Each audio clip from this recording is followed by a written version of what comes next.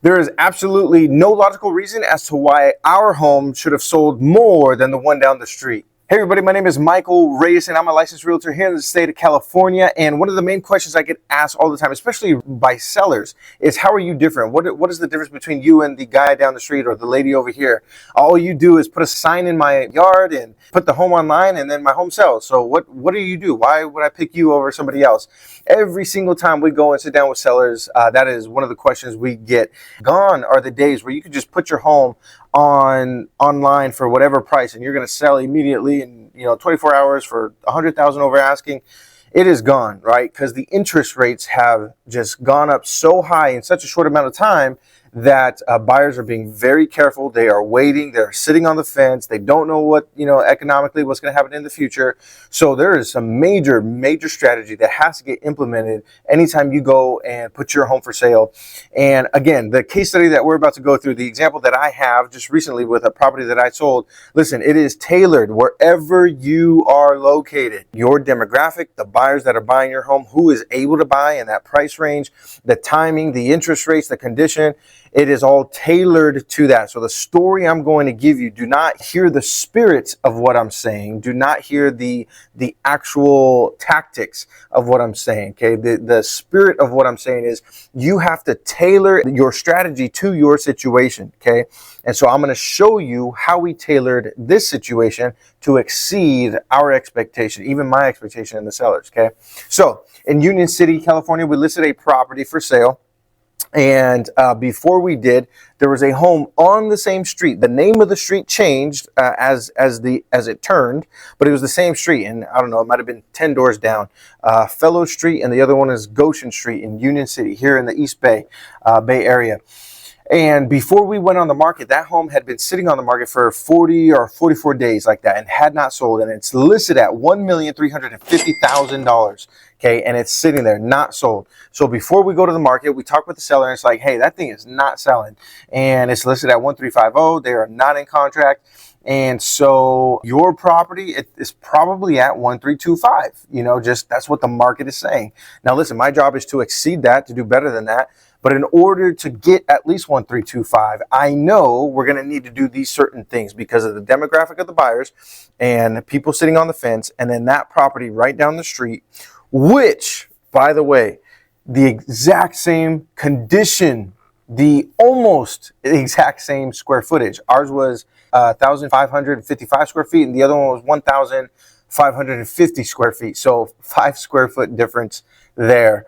I believe our yard was just about 5,000 and theirs was about 4,500 square feet.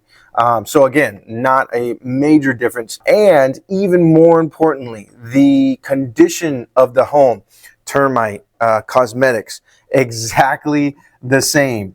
That property needed new flooring, painting, kitchen, bathrooms. Our property needed new flooring, kitchen, painting, bathroom.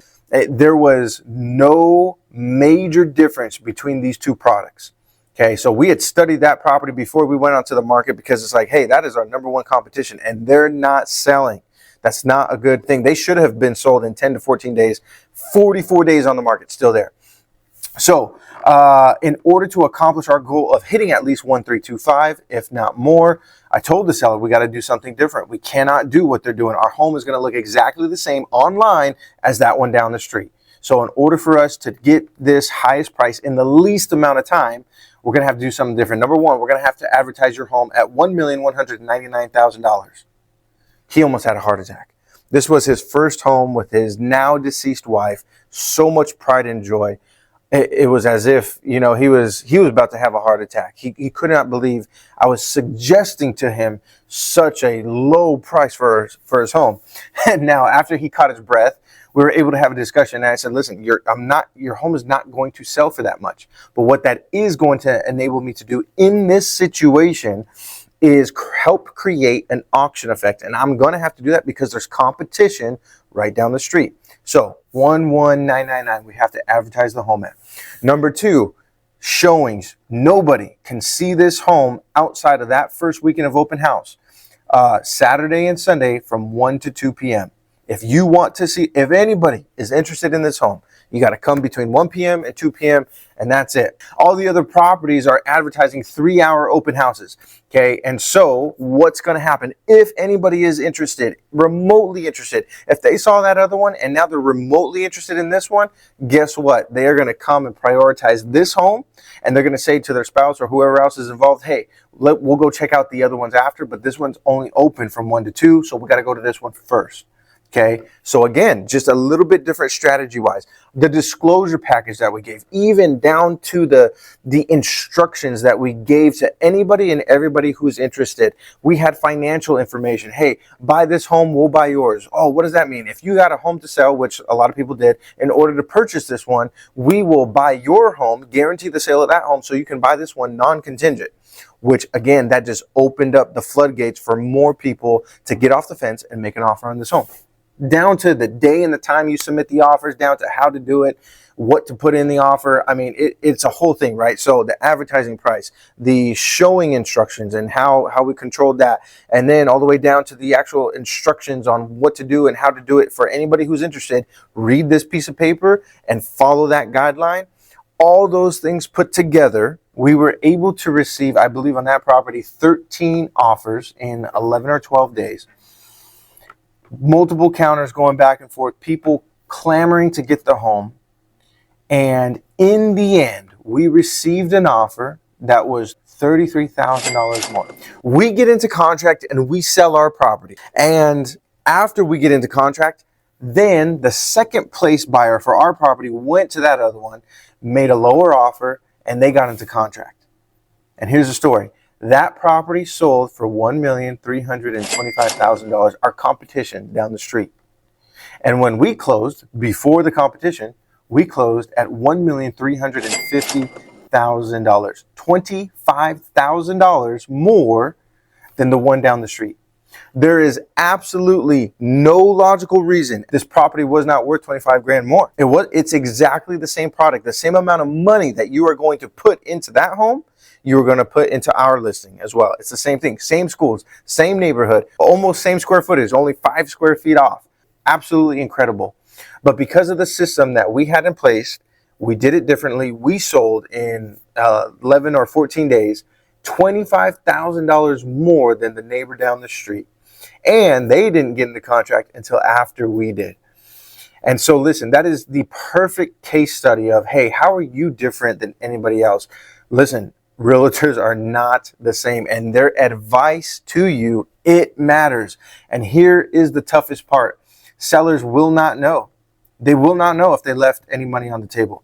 Now listen, I get it. In the grand scheme of things, when you sell for 1.3 million, oh, what's another $25,000? Right. But go talk to our seller and go talk to their seller and see if the other seller wouldn't like to have another $25,000. Squeezing that property out for every single penny and beating the competition. You guys, it does matter who you hire. It does matter the strategy that you take. And again, so listen, back to the beginning of the video. Do not hear what I'm saying. Wherever you're watching this video, whatever you're saying, oh, that won't work here, that won't work. I don't know what will work wherever you're located. If you're located in Timbuktu, Tennessee, you need to study your demographic and study that cabin, and what you're in the Smoky Mountains. You need to apply the mentality that I'm talking about. Get the spirit of what I'm talking about, not the tactics. You know, I'm taking this strategy or this mentality anywhere. I can list a property anywhere in the state of California. I take this strategy or this mentality and I apply a strategy to whatever situation you're in, the demographic of the buyer.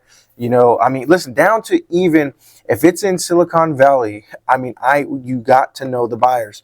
And any buyers that are watching this video, they know if they get approved for 1.5 million, the filter on Zillow that they're putting is going to be for 1.3 million. They're not gonna max out their pre-approval on Zillow on the search. They're gonna want to get the single family home that they want in the neighborhood they want for 1.3 million or 1.35. But then guess what? After searching for 3 months and realizing they don't get it, they walk into a home that's worth 1.5 million. They fall in love with it. They pay 1.5 million. right? But that's only after they get to that place where they realize, oh man, I do got to pay 1.5 to get what I want, and I can pay 1.5. Anyways, you have to know the buyers on that level. We work with a lot of buyers, so that's why we just have that deep knowledge of what's really happening with the buyer demographic.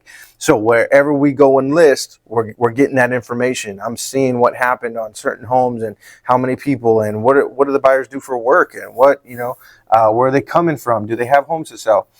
You got to understand all these things. And once you do, you implement that kind of mentality when you list your home, you apply the strategy accordingly, you will exceed expectations. And even in the midst of competition, where two homes are on paper exactly the same, you're going to win out because your strategy is better, right? So again, just get the spirit of what I'm talking about. If you're planning on listing your home anywhere in the state of California, feel free to give us a call, or anywhere else. You want some advice and just to bounce something off anybody, feel free. Send us a DM message, give us a call, text message anytime, and we'll be able to help you out.